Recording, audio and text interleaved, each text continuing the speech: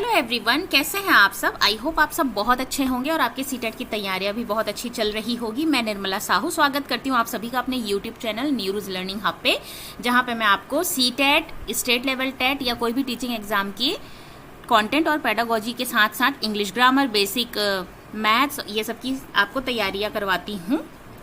आज का जो हमारा टॉपिक है वो आपका जो सीटेट पेपर जो हुआ था जनवरी 2021 में, उसका सीडीपी पार्ट है, क्योंकि इससे पहले मैंने आपको इसके इंग्लिश के पैसेज और पोयम को सॉल्व करवाया था, जिसमें हम काफ़ी कुछ सॉल्व किए थे। तो आज हम चाइल्ड डेवलपमेंट पेडागोजी यानी कि बाल विकास शिक्षा शास्त्र का कुछ चुनिंदा इसमें जो क्वेश्चन पूछे गए हैं उसको हम देखेंगे। ठीक है, तो आगे बढ़ने से पहले मैं आपको अपने बारे में बता दूं। मेरा नाम है निर्मला साहू। मैंने बीएड में टॉप किया हुआ था। सीटेट पेपर 1 पेपर 2 मैंने सेल्फ स्टडी से क्वालिफाई किया हुआ था और as a PGT English teacher मुझे 5 to 6 ईयर का एक्सपीरियंस भी है। तो चलिए आज हम देखते हैं कि क्या क्या क्वेश्चन पूछे गए हैं बाल विकास में।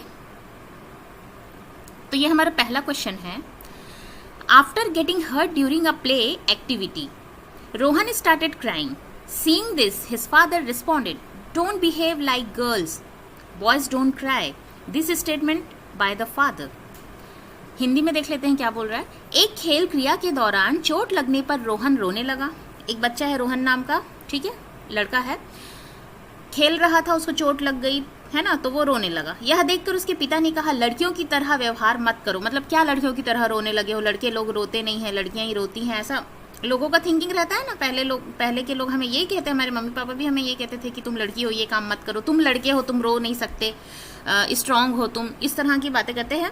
तो लड़के रोते नहीं हैं, पिता का यह कथन, यानी कि ये जो स्टेटमेंट फादर दे रहे हैं वो किस चीज़ को दर्शाता है। तो आइए ऑप्शन हम देख लेते हैं क्या क्या बोल रहा है। फर्स्ट नंबर बोल रहा है रिफ्लेक्ट्स जेंडर स्टीरियोटाइप, यानी कि लैंगिक रूढ़िवादिताओं को दर्शाता है। चैलेंजेस जेंडर स्टीरियोटाइप, लैंगिक रूढ़िवादिताओं को चुनौती देता है। रिड्यूसेस जेंडर बायस, लैंगिक भेदभाव को कम करता है। प्रोमोट जेंडर इक्वालिटी, लैंगिक समानताओं को बढ़ाता है। देखिए पहले ऑप्शन को हम समझ लेते हैं। रिफ्लेक्ट जेंडर स्टीरियोटाइप मतलब कि जो चलता आ रहा है, जो सोच बनी हुई है कि लड़कियां मैथ्स में कमज़ोर होती है, लड़के मैथ्स में होशियार होते हैं, लड़के रोते नहीं हैं, सिर्फ लड़कियां रोती हैं। फिजिकल जो वर्क होता है, मतलब कि बहुत भारी वजन उठाने वाला जो काम होता है वो सिर्फ लड़के करते हैं, लड़कियां नहीं करती। इस तरह की जो चीज़ें बनी हुई है ना, वो एक रूढ़िवादिता को दर्शाता है। ठीक है, सेकेंड नंबर जो बोल रहा है चैलेंजेस जेंडर स्टीरियोटाइप। चैलेंज करना मतलब कि देखिए उस रूढ़िवादिता को, स्टीरियोटाइप थिंकिंग को जब आप तोड़ते हैं उसे हम चैलेंज करना बोलते हैं। ठीक है, थर्ड नंबर बोल रहा है रिड्यूस जेंडर बायस। तो जेंडर जो बायस है, मतलब कि लड़का लड़की का जो भेदभाव है उसको रिड्यूस कर रहा है। प्रमोट जेंडर इक्वालिटी, मतलब ये दोनों बातें सेम हो गई। जेंडर बायस को रिड्यूस कर रहा है मतलब जेंडर इक्वालिटी को प्रमोट कर रहा है, ये दोनों का मीनिंग एक हो गया। तो इस ऑप्शन में अकॉर्डिंग टू दिस क्वेश्चन हम देख रहे हैं कि बच्चा अगर रो रहा है तो उसके पिता कह रहे हैं कि लड़के रोते नहीं हैं, लड़कियों की तरह मत रो। तो ये एक जेंडर स्टीरियोटाइप को रिफ्लेक्ट करता है, यानी कि लैंगिक रूढ़िवादिताओं को दर्शाता है। आपको अगर मालूम होगा और नए बच्चे हैं तो शायद उन्हें नहीं पता होगा, लेकिन जेंडर स्टीरियोटाइप मतलब कि जेंडर बायस और जो मतलब ये बहुत ही ज़्यादा इम्पोर्टेंट टॉपिक है, अपने आप में एक काफ़ी डिटेल्ड टॉपिक है, जिससे हर साल क्वेश्चन बनते ही हैं। तो ये बहुत ही ज़्यादा इंपॉर्टेंट टॉपिक हो जाता है ना, जेंडर बायस। ठीक है, तो इस पे हम एक वीडियो लेके आएंगे, जेंडर बायस क्या होता है और क्या क्या उसके मतलब क्या क्या चीज़ें हैं जो अफेक्ट करती, फैक्टर्स हैं क्या क्या है, वो सारी कुछ उसमें हम डिटेल में आपको समझाएंगे। फिलहाल तो क्वेश्चन को हम समझ लेते हैं, है ना। तो क्वेश्चन जैसे कि मैंने आपको समझाया, मुझे आशा है कि ये क्वेश्चन आपको समझ में आई हो, बातें समझ में आई हो जो हम बोलना चाह रहे हैं। तो समझ में आते हुए चलिए आगे बढ़ते हैं हम। देखिए इसका आंसर रिफ्लेक्ट जेंडर स्टीरियोटाइप हो जाएगा, क्योंकि ये जो कथन जो पिताजी के द्वारा कही गई है कि लड़के रोते नहीं हैं, ये एक जेंडर स्टीरियोटाइप को यानी कि लैंगिक रूढ़िवादिताओं को दर्शाता है। ठीक है, नेक्स्ट हम देखते हैं, आइए। In a progressive classroom, progressive classroom मतलब कि प्रगतिशील कक्षा। एक प्रगतिशील कक्षा में क्या होना चाहिए, ऑप्शन देख लेते हैं।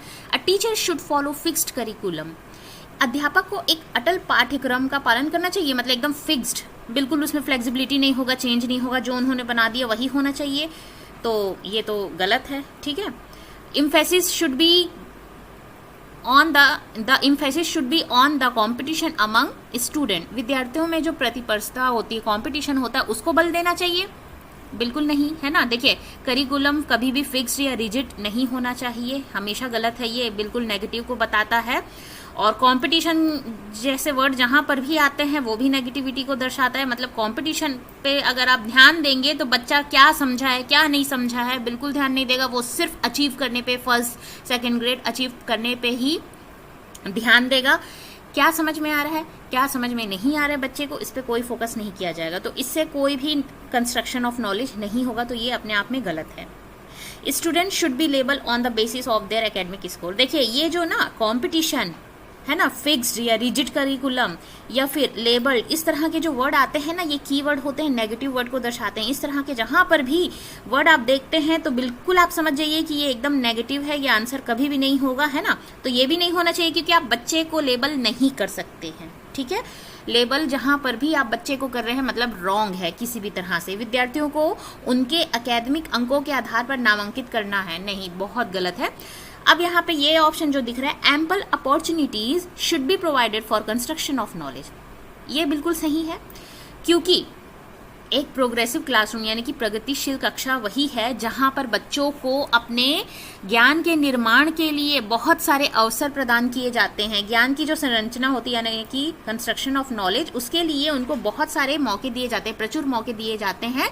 तो बच्चे क्या करते हैं, उनको अपने मतलब हैंड्स ऑन एक्टिविटी, एक्सपीरियंस, अलग अलग एक्सपीरियंस आप उन्हें देते हैं, अपॉर्चुनिटी देते हैं, बोलने का, सुनने का, करने का, खुद से करने का, एक्सपीरियंस करने का, ये सब अगर आप उन्हें अपॉर्चुनिटी देते हैं तो वो बहुत बहुत ज़्यादा सीखते हैं, अपने आप अपने नॉलेज का कंस्ट्रक्शन करते हैं। और जैसे कि आपको पता है कि जिन पियाजे जी कहते भी हैं कि बच्चे जो होते हैं वो नन्हे साइंटिस्ट होते हैं, वे अपने ज्ञान का निर्माण स्वयं करते हैं, खुद से देख कर, कर एक्सपीरियंस करके।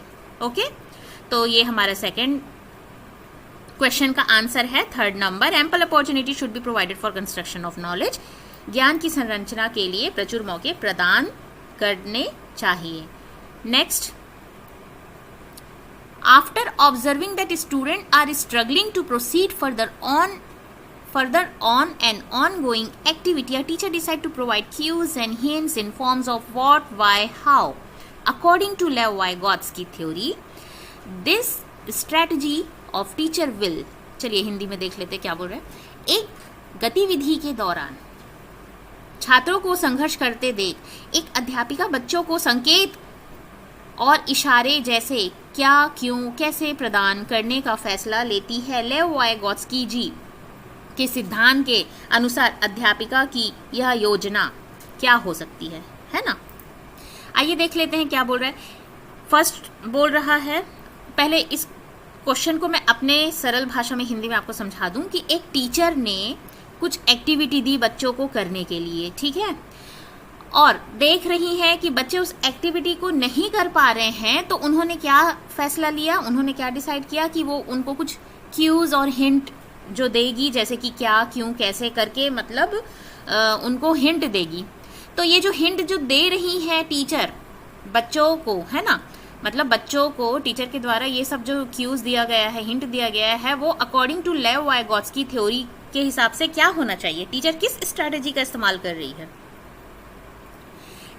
First number, demotivate the children to learn, बिल्कुल गलत है। ऐसे कैसे डीमोटिवेट कर रही हैं, वो तो खुद हेल्प कर रही हैं अपने मतलब क्यूज और हिंट देने के माध्यम से, बच्चों को अधिगम के लिए निष्प्रेरित करेगी नहीं। Act as a scaffold for learning, हाँ ये हो सकता है। फिर भी हम नेक्स्ट देख सकते हैं ऑप्शन, इसका हिंदी में है, अधिगम के लिए पाठ आधारभूत संरचना का काम करेगी। Cause withdrawal tendency among student, छात्रों में प्रत्यव्यवहार निकास प्रवृत्तियां पैदा करेगी, मतलब बच्चे क्या करेंगे, उसे छोड़ के जाएंगे, मतलब उसे करेंगे नहीं, एक्टिविटी को विड्रॉ कर देंगे, ठीक है। Be meaningless in process of learning, और ये लर्निंग के प्रोसेस में मीनिंगलेस है, अधिगम की प्रक्रिया में अर्थहीन है, ये भी गलत है ना, ये भी गलत है भाई। कोई एक्टिविटी टीचर के द्वारा दी गई है, बच्चे उससे कुछ सीखेंगे खुद से, क्योंकि वो खुद से कर रहे हैं, तो ये तो गलत है। बच्चे उस एक्टिविटी को छोड़ के चले जाएंगे, ये भी गलत है। क्यों छोड़ के जाएंगे? जबकि टीचर, अगर बच्चे नहीं कर पा रहे हैं, ये देख रही है, तो टीचर उन्हें हिंट दे रही है, तो बच्चे क्यों छोड़ के जाएंगे जब उन्हें हिंट भी मिल रहा है, हेल्प मिल रही है। डीमोटिवेट चिल्ड्रन टू लर्न, ये तो गलत ही था, है ना, कि बच्चों को सीखने के लिए ये निष्प्रेरित करेगी, नहीं। हमारा सही आंसर हो जाएगा act as a scaffold for learning, अधिगम के लिए पाड़ या आधारभूत संरचना का काम करेगी। स्कैफोल्ड आपको मैंने पढ़ाया हुआ है, जिन प्याजे की जो थ्योरी है ना, सीटीपी की प्लेलिस्ट मेरी देखिएगा। स्कैफोल्डिंग क्या होता है, जोन ऑफ प्रॉक्सिमल डेवलपमेंट क्या होता है ना, ये मैंने आपको पढ़ाया है, और मोर नॉलेजेबल देन अदर, ये तीनों टॉपिक को बहुत अच्छे से मैंने आपको डिस्कस किया है। स्कैफोल्ड क्या होता है, जिसे हम हिंदी में पाड़ या आधारभूत कहते हैं। जब आप देख रहे हैं बच्चा, एक छोटा एग्जांपल लेती हूँ, ठीक है।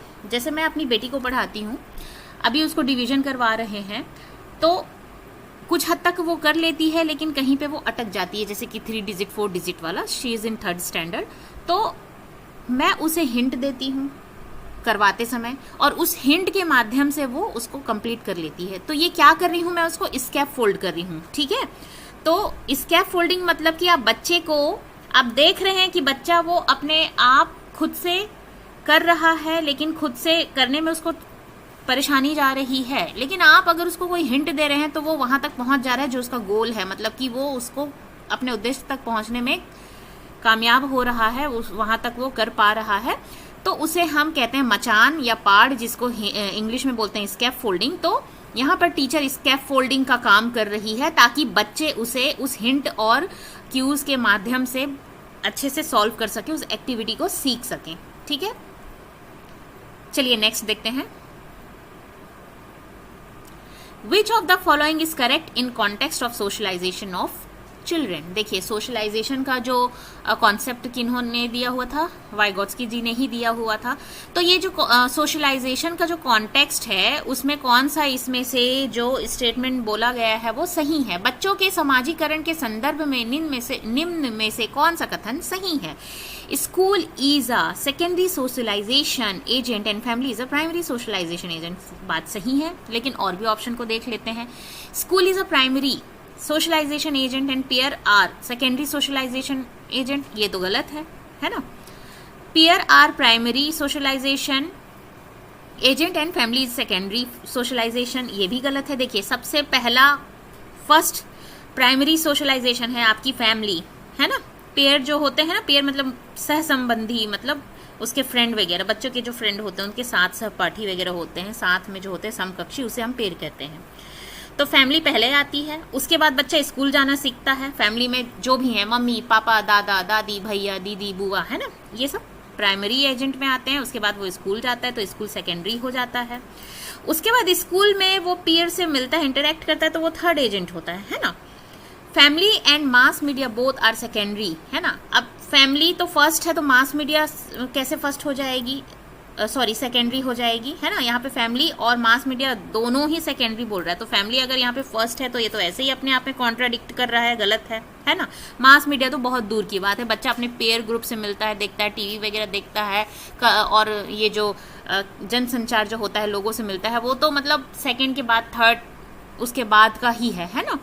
तो हमारा जो आंसर हो जाएगा इसमें, विद्यालय समाजीकरण का एक द्वितीय कारक है। हाँ, school is a secondary socialization and family is a primary socialization, और परिवार समाजीकरण का प्राथमिक कारक है। जैसा कि अभी आपको जस्ट मैंने कहा, बच्चा सबसे पहले अपने घर में सीखता है, तो प्राइमरी सोशलाइजेशन एजेंट बच्चे के लिए क्या है, उसकी फैमिली है, उसका घर है। उसके बाद वो स्कूल जाता है, तो स्कूल उसका सेकेंडरी है। उसके बाद वो पेयर वगैरह से मिलता है, इंटरेक्ट करता है, और उसके बाद मास मीडिया, ये सब, ठीक है।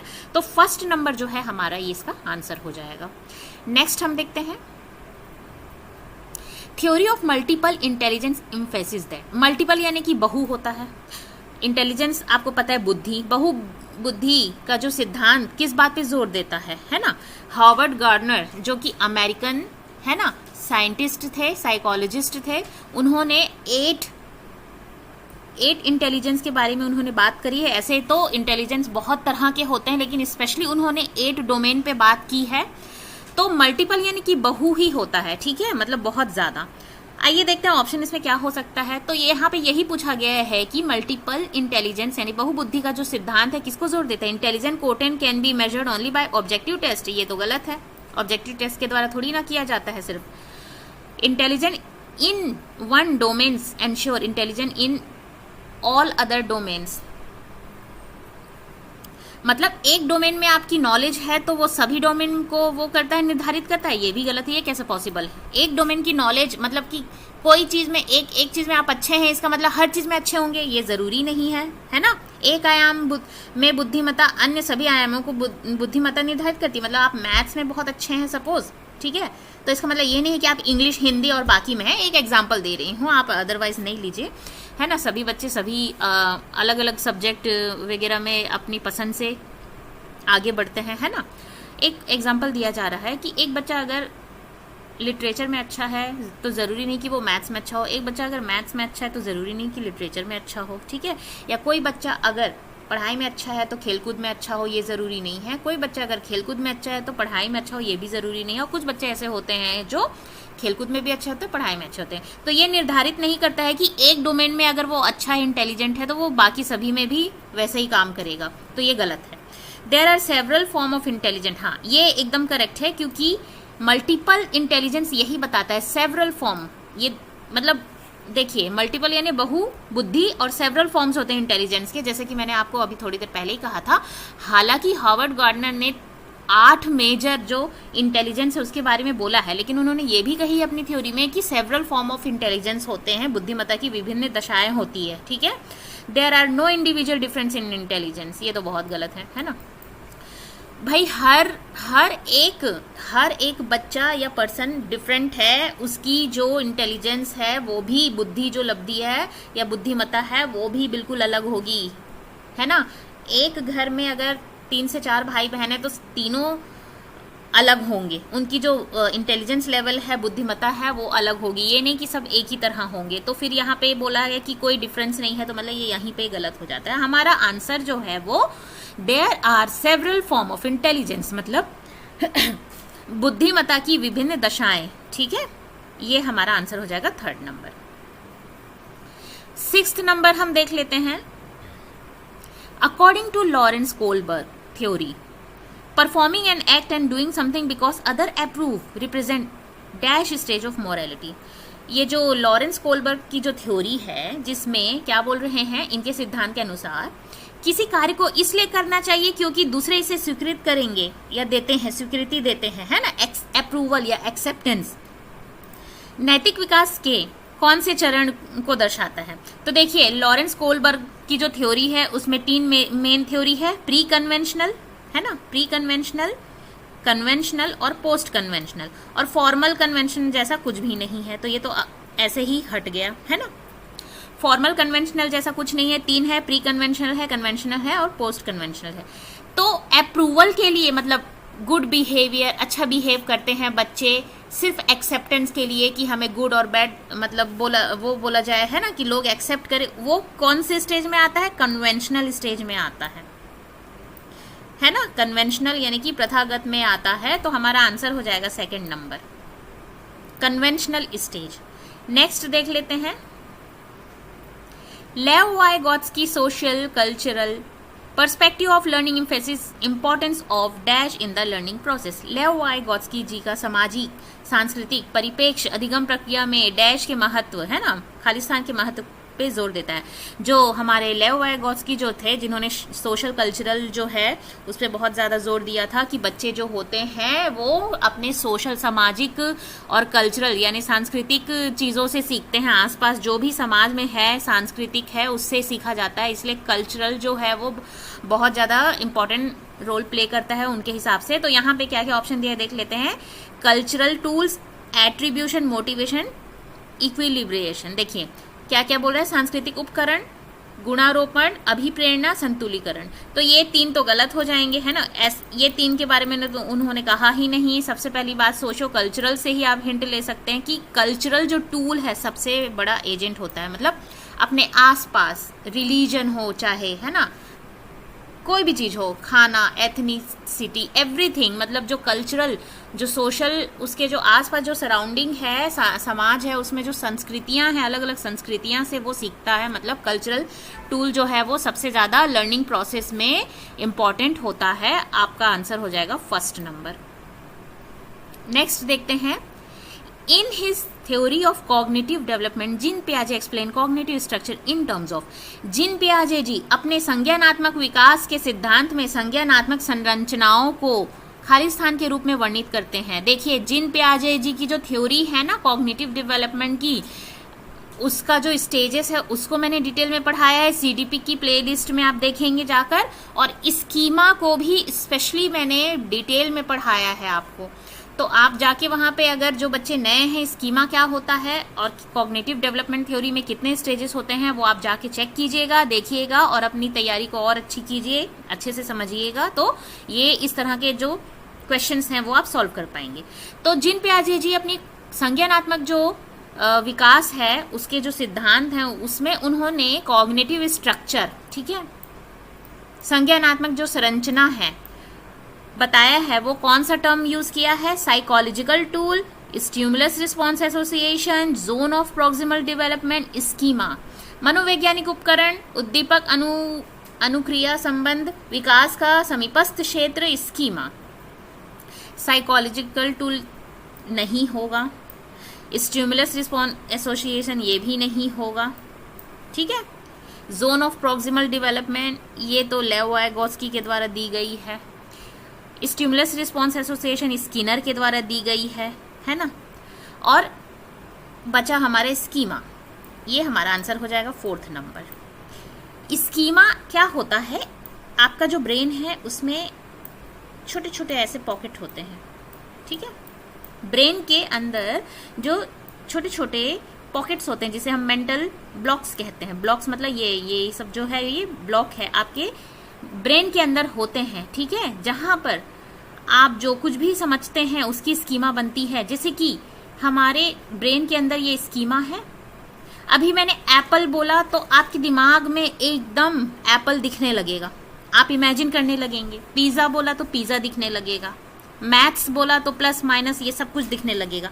ये क्यों दिखने लगेगा, क्योंकि ये आपके स्कीमा में जाकर बैठा हुआ है। ये सब चीजें इसे आपने क्या किया है, असाइमुलेट किया, एब्जॉर्ब किया हुआ है ना, एकोमोडेट हो चुका है ना। जो 3 उसके 4 स्टेजेस हैं वो सब बता रही हूँ मैं, ये भी उन्होंने दिया हुआ था, क्योंकि आपके स्कीमा में ये सारी चीजें बैठी हुई है, आपको पता है, ये आपने देखा हुआ है। तो जैसे पहाड़ बोलेंगे तो आपके सामने बिल्कुल पहाड़ का दृश्य आने लगेगा। ये क्यों आने लग रहा है, आपकी स्कीमा की वजह से। और स्कीमा क्या होता है, आपके ब्रेन में जो छोटे छोटे इस तरह के मेंटल ब्लॉक बने रहते हैं ना, छोटे छोटे पॉकेट, इंफॉर्मेशन जिसमें घुसा रहता है। मतलब इंफॉर्मेशन क्या मतलब, आपको पता है पिज्जा क्या होता है, आपको पता है पहाड़ क्या है, नेचर क्या है, वाटर बोलने से वाटर दिखेगा आपको, चांद सितारे बोलने से, सन स्टार्स बोलने से आपको वो दिखेगा, क्योंकि वो जो इन्फॉर्मेशन आपको दी गई है बचपन से, जो आप सीखे हैं, वो आपके दिमाग में जाके बैठी हुई है, दिमाग के स्कीमा में, ठीक है। तो यही होता है कॉग्निटिव जो स्ट्रक्चर, कॉग्निटिव यानी मेंटल स्ट्रक्चर जो होता है उसे हम स्कीमा के नाम से जानते हैं। नेक्स्ट हम देखते हैं pre operational stage in Jean पियाजे थ्योरी। देखिए, अभी मैं आपको स्टेज की बात बता ही रही थी कि मैंने पढ़ाया, और यहाँ पे एक क्वेश्चन पूछ लिया गया है। Pre operational stage in Jean पियाजे theory of cognitive development characterize. Jean पियाजे जी के संज्ञानात्मक विकास के सिद्धांत में पूर्व संक्रियात्मक अवस्था में विकास का मुख्य गुण क्या है। देखिए, कौन सा स्टेज होता है प्री ऑपरेशनल स्टेज में, डेवलपमेंट ऑफ एब्स्ट्रैक्ट थिंकिंग नहीं, प्री ऑपरेशनल तो सेंसरी के बाद प्री ऑपरेशनल आता है, तो एब्स्ट्रैक्ट थिंकिंग यानी अमूर्त चिंतन तो कर ही नहीं सकता बच्चा, है ना, क्योंकि वो 2 से 7 साल की उम्र में होता है pre operational. Pre operational stage होती है 2 to 7 ईयर, ठीक है। अमूर्त तो सोच ही नहीं सकता, एब्स्ट्रैक्ट थिंकिंग कर नहीं सकता। सेंट्रेशन इन थॉट, हाँ ये हो सकता है। फिर भी नेक्स्ट हम देख लेते हैं क्या क्या है। हाइपोथेटिक डिडक्टिव थिंकिंग, परिकल्पित निगमनात्मक सोच, ये तो बहुत हाई लेवल का हो जा रहा है। वो तो जब एब्स्ट्रैक्ट थिंकिंग नहीं कर सकता है तो वो हाइपोथेटिक डिडक्टिव कैसे कर सकता है ना। Ability to conserve and seriate object, देखिए कंजर्व कर सकता है, सीरिएट अभी कंजर्वेशन और सीरिएट करने का ये उसका स्टेज नहीं होता है, वो 7 से 10 ईयर में आता है ना। कंजर्वेशन और सीरिएट यानी कि किसी चीज़ को समझना, है ना, जैसे कि कुछ भी आप उसको मैथ्स का आप समझा रहे हैं, कोई भी इंफॉर्मेशन दे रहे हैं, उसको समझ पा रहा है, लेकिन उसको उसमें अभी रिवर्सिबिलिटी भी नहीं आती है, मतलब उसको रिवर्स करके सोच सके कि अगर उसको आप बोलेंगे 1 2 3 4 5 6 10 रुपए को कॉइन को मतलब गिन के दिखाए तो 10 के कॉइन वो गिन सकता है, लेकिन आप उसको बोलेंगे 10 के कॉइन है और 10 के नोट है, कौन सा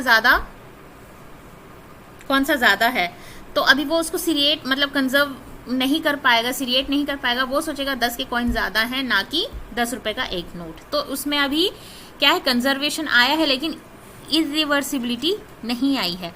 तो अभी वो 2 से 7 जो प्री ऑपरेशनल स्टेज होता है 2 से 7 ईयर का होता है, तो उसमें सेंट्रेशन की भावना ज़्यादा होती है, ठीक है, मतलब वो अपने हर एक चीज़ को अपने आसपास की ही सोचता है, मतलब उसको लगता है कि जो जैसा वो सोच रहा है सब उसी की तरह सोच रहे हैं, वो दूसरे के पर्सपेक्टिव, बड़ों की और दूसरों की पर्सपेक्टिव को नहीं सोच पाता है, वो सोचता है मैं जैसा सोचता हूँ, मैं जैसा पसंद करता हूँ, मैं जैसा खाता हूँ वैसा सारे लोग उसी चीज़ को करते हैं। तो आत्म केंद्रित कहना चाहिए, है ना, सोच में केंद्रीकरण, अपने जो सोच में उसका जो केंद्रीकरण होता है वो प्री ऑपरेशनल स्टेज में होता है। सिर्फ मैं वाली जो फीलिंग रहती है वो रहती है, मतलब ये चीज़ मेरी है, मैं ऐसा करूँगा या करूँगी, है ना, वही ये सब चीज़ सोचता है, और वो सोचता है कि जैसा मैं सोच रहा हूँ वैसा सब हर कोई सोच रहा है, तो सेंट्रेशन होता है उसमें, आत्म केंद्रित वगैरह का रहता है उसमें, ठीक है, विचार रहता है, तो सेंट्रेशन इन थॉट, ये आपका आंसर हो जाएगा।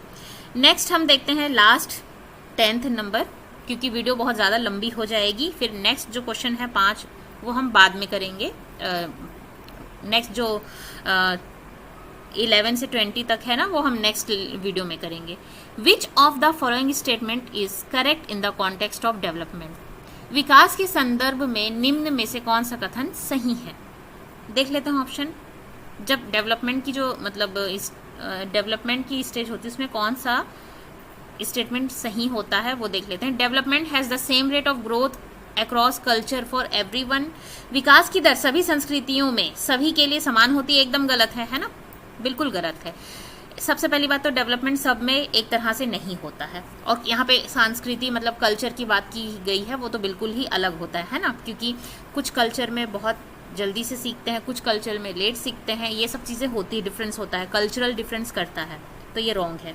Development occur only through learning that take place in school. सिर्फ स्कूल में पढ़ाते हैं तभी डेवलपमेंट होता है, बहुत गलत है। विकास केवल विद्यालय में होने वाले अधिगम से होता है, एकदम गलत है, क्योंकि बच्चा स्कूल जाने से पहले अपने फैमिली में अपने घर में सीखता है, अपने मम्मी पापा से सीखता है, दादी दादा से सीखता है, घर में जो भी सदस्य होते हैं उनसे सीखता है। तो ये थोड़ी ना बोला जाएगा, है ना, कुछ तो मतलब बच्चे को स्कूल भेजने से पहले बहुत कुछ आने लगता है, बोलना सीख जाता है, तो घर पे भी वो सीखता है, ये भी गलत है।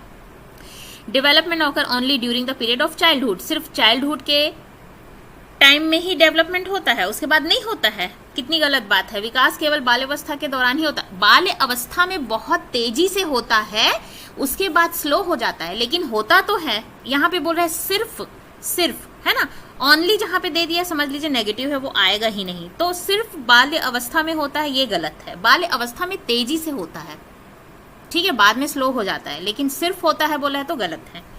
Development is multi dimensional. हाँ, विकास बहुआयामी है। क्यों? क्योंकि हर तरह से सीखते हैं। नॉलेज जो है डेवलपमेंट जो होता है नॉलेज को लेके या किसी भी चीज़ को लेके वो बहुआयामी है ना, हर तरह से है, मतलब आपके मतलब फिजिकल, मेंटल, सोशल, कल्चरल, हर तरह से आपका डेवलपमेंट होता है ना। जब आप सोशल इंटरेक्ट, बच्चा जब बड़ा होता है तो वो शारीरिक ग्रोथ करता है, डेवलप करता है, ठीक है, फिर बड़ा होते जाता है, आसपास अपने घर में इंटरेक्ट करता है तो उसका मेंटल डेवलपमेंट होता है, उसका बोलने का ये सब जो होता है, सोशल डेवलपमेंट, कल्चरल जो अपने संस्कृति में, उसके सराउंडिंग में, उसके घर में जो कुछ चलता है वो सब सीखता है, तो सोशल, कल्चरल, मेंटल, फिजिकल ये सब डेवलपमेंट होता है। तो इस तरह से ये मल्टी डायमेंशनल हो जाता है, विकास बहुआयामी है, अलग अलग तरीके से अलग अलग होता है, ठीक है। तो ये आपका आंसर हो जाएगा 4th नंबर, ठीक है। तो इस तरह से 10 क्वेश्चन आज हमने कर लिए। आई होप आपको इतने जो टॉपिक मैंने करवाए हैं ये टॉपिक आपको क्लियर हुआ होगा, और अगर किसी तरह का कोई डाउट हो तो ज़रूर मुझे कमेंट करके पूछेगा, और मेरी ये कोशिश अच्छी लगी हो तो वीडियो को शेयर, सब्सक्राइब, लाइक ज़रूर कीजिए। और जो नए कैंडिडेट हैं प्लीज़ जाकर आप प्लेलिस्ट को ज़रूर देखिए। इसमें मैंने CDP में जीन पियाजे जी का, लेओ वाइगोत्स्की जी का ZPD, MKO और आपका स्कैप फोल्डिंग, स्टेजेस ऑफ डेवलपमेंट, ये सब कुछ करवाया है। आप जाके ज़रूर चेक कीजिए, अपनी तैयारी को मजबूत कीजिए, क्योंकि अगर आप वो बेसिक क्लियर करते हैं, स्कीमा क्या होता है, ये सब आप पढ़ेंगे, जानेंगे, तो आपका क्या होगा, क्वेश्चन सॉल्व करने में आपकी जो स्पीड भी बढ़ेगी, आपकी नॉलेज भी अच्छी होगी और आप आसानी से चीज़ों को समझ पाएंगे। तो ठीक है, आज के लिए हम 10 क्वेश्चन कर लिए हैं, बाकी नेक्स्ट वीडियो में हम बाकी को सॉल्व करेंगे। तब तक के लिए पढ़ते रहिए, आगे बढ़ते रहिए। Keep learning, keep growing. Thank you.